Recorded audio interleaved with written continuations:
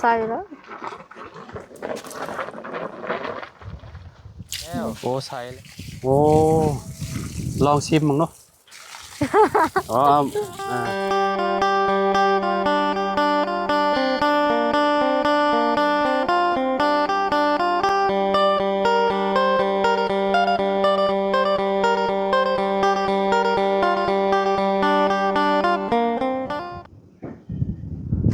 อ้าวเปิดภาพมาก็อยู่พี่เด้อบาดนี้พี่น้อยเนาะอยู่ที่เฮือนน้องหัวน้องจันพี่น้อยเนาะเมื่อวานนี่เจาะน้ำบึ้มบึ้มบั่มอยู่พี่น้อยเนาะได้ใส่น้ำใส่ในไปนทีเรียบร้อยแล้วชุมเพิ่นก็ได้เนาะพดสอคนชวนก็สิสบายอยู่บาดนี้ก็สิบ่ เมื่อยหิวน้ำมาใกล้แล้วบาดเนาะ สวัสดี สบายดีเจ้าเนาะพ่อแม่พี่น้องเลยอ่ามาแต่ไสนี่น้องหึ มาตะซีปูนไปเซโปนไปยังอ่ะนะ ไปส่งน้องเอาเครื่องอืมน้องจันเพิ่นสร้างเครื่องบ่โดยเออฮะสร้างเครื่องโซนโตแล้วเนาะโฮดแล้วเหรอบ่นี่พูดแล้วแต่เช้า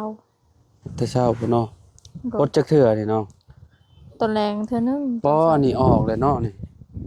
ไว้เด้อของเจ้าเนาะจักมื้อแล้ววานนี่เนาะพักยังอันนี้น่ะ ผักกาดอากาศบ่ โดยโอ้ ตัวนี้มันผักหอมมาให้เอา ผักหอมห่อ แม่ แม่นบ่ผักหอมห่อผักหอมป้อมติ โอ้โหผักหอมเฮาเด้ ผักหอมป้อมบ่ผักหอมป้อมเลยน้องพี่น้องเอ้ยเนาะเป็นวัดแล้วบาดนี้งานเข้าแล้วลมมื้อเดียวเป็นวัดแล้วโอ้เนาะผักบัวนี่ยาวไวเลยเนาะว่าเนาะ แม่ สิได้กินแหละแป๊บเดียวนึงพี่น้องเอ้ยบ่เฮิง คือแบบปลูกนี่พักอันนี้ได้แต่กินไวอ้ายปะพักบัวเนาะพักหอมบัวเลยพี่น้องเอ้ยเนาะผักกาดก็บัดแลก็ถอนบัดนี้ถอนให้มันนั่นน่ะเด้ให้มันแบบบ่ต้องที่กันเนาะให้มันต้นมันใหญ่เนาะ แม่ ใหญ่ซำใดซำหนึ่งนี่ให้แม่นมเราเก็บเจ้าเก็บคั่นชมพักเนาะเป็นได้เอาน้ำบาดาลหดบ่เค็มบ่ซิมเบิ่งแล้วบ่น้ำยังฮะยัง อ้าว ยังบ่ทันได้กิน เดี๋ยวว่าลองแตะเบิ่งล่ะว่ารสชาติเป็นแบบใด บ่ยัง โอ้ต้องลองเบิ่งบางบ่อนน่ะคืออยู่เขตบ้านค่อยน่ะเค็มน้ำเวลาเฮาเอามาอาบนี่คือแบบเวลาเฮาเอาสบู่แบบถูโตนี่แทบสิบ่เป็นฟองเลยมันน้ำมันเค็มแฮงอาบก็เหนียวโตพร้อมแล้วเขตจุมเจ้าเขาก็บ่ฮู้คือกันเพราะว่าเขตจุมค่อยครับแบบเจาะลงไป50เมตรนี่แห้งเค็มน้ำแทบสิแบบกินบ่ได้เลยพี่น้องเอ้ยเนาะใช้แล้วบ่ซะน้อง มันสิใส่แล้ว ใกล้แล้วบ่ โดย เออ แต่มันก็ยังมีขี้ฝุ่นอยู่ เพราะว่ามันอ่าเฮาตกเป่งดุๆเนาะ แม่ น้ำมันจังนั้นโอ้นี่ลัดเมียนแล้วบ่นี่น่ะไผลัดให้นี่หัว เบนเอากระทรวงเจาะบาวน่ะเนาะแม่เป็นคนให้ ฮะ แม่ แม่ลัดเมียน โดย เออ ยันโทษแตก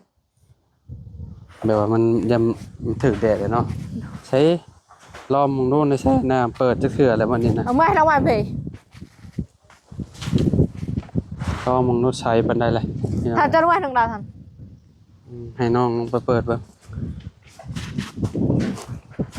ชัดโกกแล้วพี่น้องเลยเนาะน้ำไหลไฟสว่าง ใส่แล้ว โอ้ใส่แล้วโอ้ลองชิมมึงเนาะ อ๋อเป็นได รรมดา มันก็สิแตะแบบ บ่ได้เค็ม อืมรสชาติแบบจางๆเนาะบ่ได้เค็มคือว่าผ่านอยู่เวลาหดผักคนยังมันก็บ่นั่นมันก็บ่ตายพี่น้องเอ้ยเนาะเขตแถวนี้คือสิบ่เค็มบ่น้ำเพราะว่ามันบ่อยู่ มันบ่ได้ใกล้เกลือเนาะน้องพ่อเนาะแต่ว่าเขตจุดหมายมันมีได้บ่อเกลือ มี บ่อเกลือแบบเฮาต้มนี่ต้มน้ำแบบนี้แหละต้มน้ำมันบกแล้วมันก็เป็นเกลือขึ้นมาเลยมันอยู่บ้านค่อยมีเวลาเอาไปขูดเอาน่ะเกลือพี่น้องมันสิแบบขึ้นมาแบบนั้น แต่เมื่อวานนี้ขี้ดินมันลงมันก็สิใส อันนี้มันนอนแล้วเนาะดินมันนอนหมดเลยพี่น้องเอ้ยเนาะมันก็ใสแบบนี้เนาะสามารถอาบได้เลยนี่อาบได้ตัวนี้เด้อันนี้เมื่อวานนี่ก็ได้โอ้แห้งใสคักโอ้พี่น้องเอ้ยเนาะบ่ยากใส่หยังเลยนี่ใส่คือกันบ่เลยนี่เนาะคือกันบ่แล้วแหละพี่น้องเอ้ยเนาะเพราะว่าสูบขึ้นมาคือกันโอ้มันจูบคักเลยนี่อ๋อใส่แห้งเลยนี่เป่งใช่ไหมบ่เลยเนี่ยได้ บ่เป็นแต่เมื่อวาน อ๋อ แต่ขี้ดินมันนอนบ่ดิ ใส่คักอีหลีเมื่อวานยังแดงบ่เลยเมื่อวานนี่ เมื่อวานนี้กว่านี้แดง ตัวนี้คือว่าเตะเป่งใส่ตำล้างตัวนี้ แม่น แต่คือ มื้อเช้านี่ก็เป็นใส่ อ๋อเป่งใช่ไหม อืม มันนอนเนาะดินทรายไอ้บ่แม่นดินต้มที่ว่ามันขึ้นมากับมันนั่นพี่น้องมันนอนไปเลยบัดนี้สบายเลยเนาะทางนี้เนี่ยสามารถอาบได้หลายมื้อเลยเนาะ แต่ของในบ้าน หึ ของเขาเจ้าให้เขาเจ้ามาอันมาตรงไว้เมื่อ ให้ วั เพิ่นเป่งเอามาว่าเลยเนาะ แม่ ให้เพิ่นเอาไปใช้หน่อยเนาะในหมู่บ้านนี่ก็คือเพื่อนน้องหัวนี่เลิกโกโมบ่จักเพิ่นเจาะให้นี่พี่น้องเอ้ยเนาะน้ำสร้างบัดนี้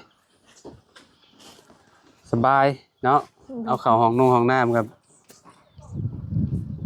มีแต่ต่อสายยางเพิ่มอีกเนาะประมาณ10 กว่าเนาะผู้เอาไปฮอดพุ่นฮอดหมองอันน่ะเพิ่นพวกหมองสวนครัวเพิ่นพวกพี่น้องเนาะมีอันน่ะสิเพิ่มอีกบ่บ่อนปลูกหรือว่าเอาสับนั่น จักสิต่ออยู่ไส มันบ่มีเลยติที่มันแบบอันนั้นแหละเนาะมันแคบแฮงแล้วเนาะ โดย พี่น้องสิปลูกหน้าบ้านมันก็บ่คืออีกเดี๋ยวติหลังบ้านก็ข้อไก่พี่น้องเอ้ยเนาะ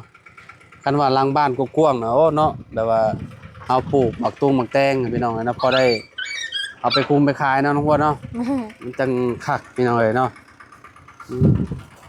น้ำอยู่แถวนี้สบายเลยแบบว่าเจาะ50 เมตรก็ได้น้ำใส่เต็มที่บักละหลายทางนึงอยู่เฮือนข่อยน่ะประมาณ2 ทางขนาดแรกน่ะก็เบิดน้ำประมาณ45 เมตรเจาะ น้ำขาด แม่นเจาะ45 เมตรก็ ตัวนี้อันนั้น 45 เม็ดแต่บ่เคยขาด บ่เฮ็ดหยังเด้อยู่เทิงน่ะเนาะโอ้ เครื่องปลาเตียว พี่น้องเนาะคักแล้วเนาะอันนั้นได้บ่ได้ให้น้ำใช่บ่ซะเนาะ เด้อตัวนี้ อืม ยังบ่ได้ใส่เนาะ ไก่เราคือแห้งใหญ่บ่ได้เนาะ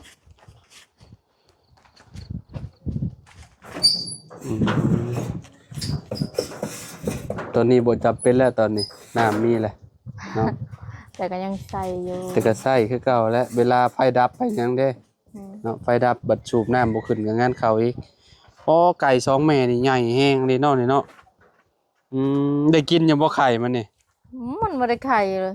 มันหย่าแหละ แม่ โอ้เศร้าไข่เลยเศร้าไว้ว่าแท้เนาะ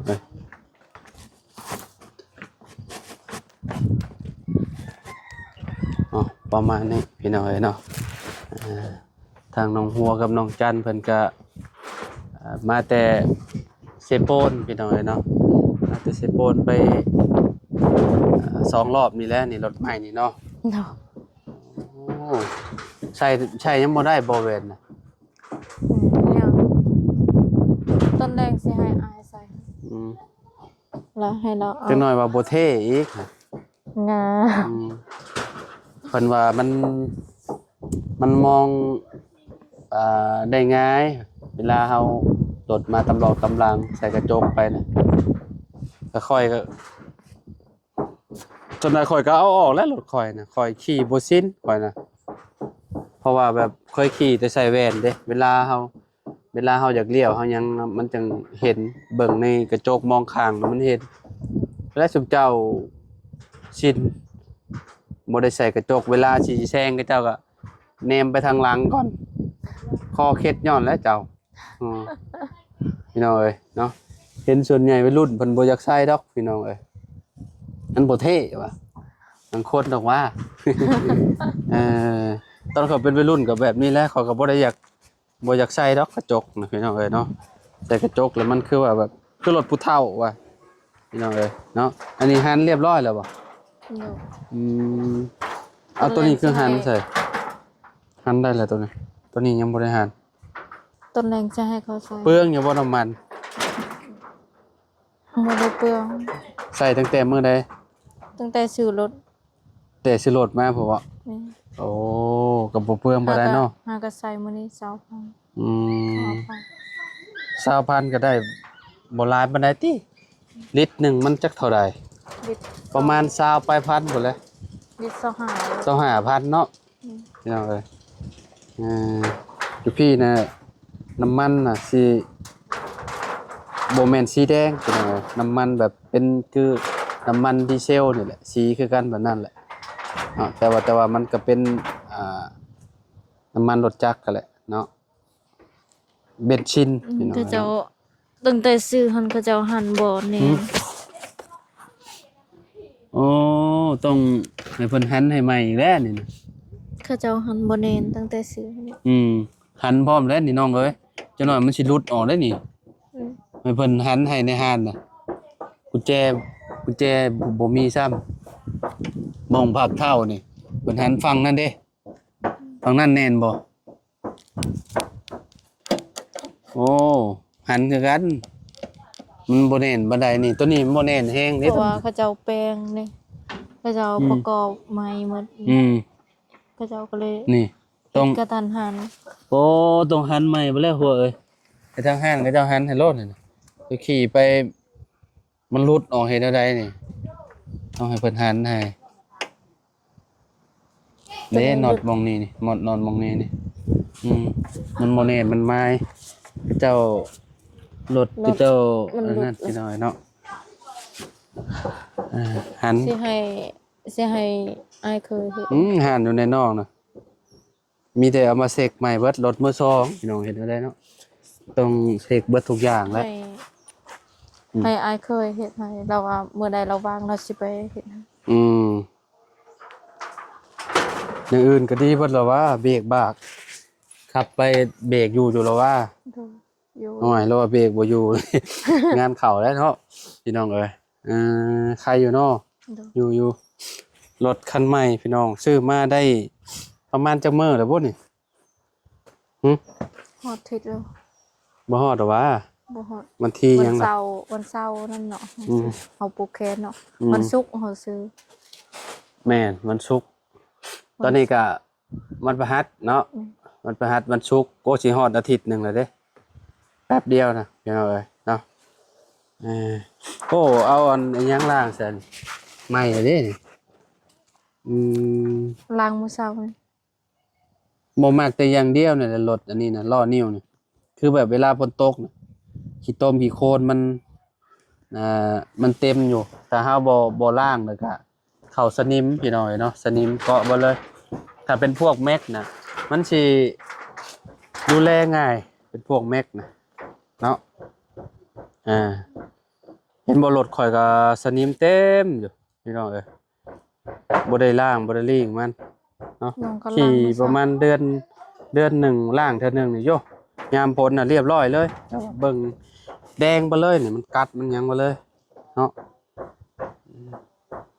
ปี22รถคันนี้เนาะหัวเนาะ นี่ 22 23 24 25ประมาณ3ปีแหละเนาะแต่มันออกมาพี่น้องก็บ่โดนบ่ได้ดอกเนาะยังตำหลังรถข่อยอยู่รถข่อยปี2020 21 22โอ้เฮิงอยู่แต่ว่ารถน้องเพิ่นยังใหม่ๆอยู่พี่น้องเปลี่ยนแล้วบ่น้ำมันเครื่อง ยัง ฮะ ยัง อ้าวระวังเด้อน้ำมันแห้งนี่งานเข้าเด้อ สิเปลี่ยนนี่ราคาเนาะ100%ไป โอ้ยก็ประมาณนั่นแหละประมาณ100,000เท่านั้นแหละเพราะว่ามันมากับเพิ่นเด้อันน้ำมันเครื่องบ่ฮู้ว่าเพิ่นปะไว้โดนสำใดหั้นนะเพิ่นใส่มามันบางทีมันอาจสิแบบมันเป็นน้ำมันเก่าน้ำมันหยังแล้วมันก็บ่คักเลยการบำรุงรักษามันสิมีหยังหลายรถอันนี้น่ะมีแต่น้ำมันเครื่องมันบ่ให้มันขาดเท่านั้น โดย น้ำมันเครื่องขาดเจ้าก็รถเจ้ากลายเป็นรถเก่าแล้วแหละลูกสูบนี่คือแบบสำคัญเลยแต่เปลี่ยนสูบเปลี่ยนแวนมันใหม่แล้วมันบ่อยากคักปานใดรถพี่น้องเอ้ยเนาะคือรถข่อยน่ะข่อยเปลี่ยนให้น้ำมันข่อยป้าให้น้ำมันเครื่องมันเบิดบัดนี้เฮาไปเอาน้ำมันเครื่องใส่บัดนี้พอควนกุ้มควันเลยพี่น้องเอ้ยเนาะลูกสูบรวมเลยอันตรายจนได้ผ่าจักใหม่อันนี้ก็สำคัญนี่นะ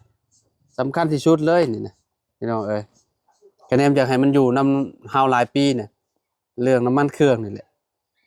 พี่น้องเอ้ยเนาะแต่ก็น้ำมันบ่ให้มันเคาะถังเวลามันเคาะถังมาเนี่ยโอ้มันยังมีปัญหาหัวฉีดแห้งคักรักษายากหัวฉีดนะคะแนนว่ามันเบิดน้ำมันน่ะหัวฉีดมันอยากตายคือรถข่อยรถหัวฉีดได้รถข่อยบ่ได้แม่นคาบูคือรถเจ้าได้บ่จักอยู่หรอว่าบ่จักฮะ โอ้อยู่ ฮะพูดแบบใดเอาพูดแบบใดเอา โอ้บ่ให้น้ำมันมันแห้งเวลาเฮาไปเฮาต้องเติมมัน รถอ้ายกับรถเจ้ามันต่างกันได้รถข่อยน่ะใส่ระบบบ่ฉีดมันฉีดเอาอันนี้จ่ายจากนี่คาบูนี่รถเจ้านี่มันเป็นคาบูเลยรถข่อยมันบ้านเฮาสิห้องกระบิ้วนี่รถข่อยมันบ่ได้มีกระบิ้วเด้ อ๋อบ่มี มันก็สิประหยัดกว่าตัวนี้ประหยัด นี่มันเครื่องเวียด ประหยัดกว่าตัวนี้หลายพี่น้องเอ้ยเนาะประมาณ70ลักบ่ได้ต่อกิโล70ลักต่อลิตรนึง รถของอายหันมาแต่ไทย แม่นข้ามมาแต่ฝั่งไทย มาแต่เวียด อันนี้ Honda คือกันแต่ว่าผลิตอยู่เวียดนามเนาะแต่ปัจจุบันนิยมใช้อันนี้เวฟพี่น้องเอ้ยเนาะเวฟ100เนาะนี่มาเบิ่งรถข่อยมันบ่ได้มีคือรถเจ้ารถข่อยมันสิเป็นแบบนี้เลยนี่ระบบสิแตกต่างกันมันบ่ได้มีขบูเลยรถข่อยประมาณนี้แหละอันนี้เฒ่าแฮงแล้วรถก็ได้ปี2000หยัง 20ปี2020พี่น้องเอ้ยเนาะรถข่อยใช่บ่มีคือรถเวียดเด้รถเวียดก็เจ้าสิเขียนเมียนน้ำมองนี่เนาะรถข่อยบ่มีแต่ว่าปี2020แล้วคันน่ะขี่ก็อยากอืดเนาะอืดแฮงเลยไฟฟรีเริ่มมันน่ะเบิดแล้วเริ่มดับเบิดแล้วไฟอันนี้ไฟกองเตอร์นี่บ่มีเบิดแล้วพี่น้องขาดเบิดแล้วเทเบิดแล้วมีแต่ไปเนาะมีโอกาสไปเปลี่ยนมันเพราะว่าถ้าเฮาไปไกลมันน้ำมันเครื่องมันหั่นแหละเนาะไปเปลี่ยนให้มันแล้วเนาะก็คือแบบเจ้าไปเที่ยวไปเซโปนนี่ก็ไกลเติบเลยน้ำมันจะว่าบางดำๆเยอะน้ำมันเครื่อง โอ้กัน มาก็เจ้าเอามาขายก็เจ้าก็บ่ฮู้คือกันเพราะว่าอยู่ทางห้านก็เจ้าหรือว่าคนที่ว่าก็เจ้าซื้อมาน่ะบ่ฮู้ว่าก็เจ้าขี่จักเดือนก็เจ้าจะเปลี่ยนน้ำมันเครื่องนะเนาะพี่น้องเอ้ยเนาะบอกแบบการบำรุงรักษาให้น้องวัวเพิ่นซื่อๆพี่น้องเอ้ยเนาะคือรถข่อยนี่มาดูแบบนี้น่ะเดือนนึงข่อยก็เปลี่ยนเทื่อนึงรถข่อยนี่ มันหยัง เจ้าจูดบังกะพกเดือนนึงเปลี่ยนเทื่อนึงพี่น้องเอ้ยเนาะเพราะว่าเดินทางไกลน่ะถ้าเฮาบ่เปลี่ยนมันก็เนาะจะสิเป็นจังไดพี่น้องเอ้ย เอามายังบาดนี่ยกยังลงมาบาดฮะโอ้เพิ่นกินข้าวมาแล้วข่อย กินอีก บ่ไหวมีหยังให้กิน ต้ม ยก ไข่ ข้าวอีกแล้ว ตำ พี่น้องเอ้ยเนาะทางน้องจันแต่เป็ดไม่ได้แท้น่ะพี่น้องเอ้ยเนาะไปใส่พี่น้องเอ้ยเนาะตอนนี้ทางน้องจันโดยน้องจันกับน้องหัวเพิ่นสิกินข้าวพี่น้องเอ้ยเนาะ มาได้กิน ข้าวเช้าจำเจ้าบ่นี่แม่นบ่ แม่น โอ้อ้ายกินมาแล้วกินมาแต่อันห้านเอ้ยอารมณ์ดีพุ่น กิ เนาะ นอีก พี่น้องเอ้ยยังบ่อยากแล้วตอนนี้นะมีแต่จุ๊บเจ้ากินแล้วแหละสองไอ้น้องเด้อ เอากระบ่ม่วนคือกันอายบ่กิน ฮะ กระบ่ม่วนคือกันกินสองคน เอากิน คลับ กินเนาะพี่น้อง ค เอ้ รั ย บเลย ลงมือเนาะเอาขอโตแล้วพ่อแม่พี่น้องอยู่ดีมีแฮงบ่ทุกคนเนาะดีใจ ส นำ บายดี ทางน้องจันน้องหัวเพิ่นพี่น้องได้น้ำใส่คักแล้วบาทนี่พี่น้องเอ้ยเนาะโดยสบายดีเด้อพี่น้องเด้อ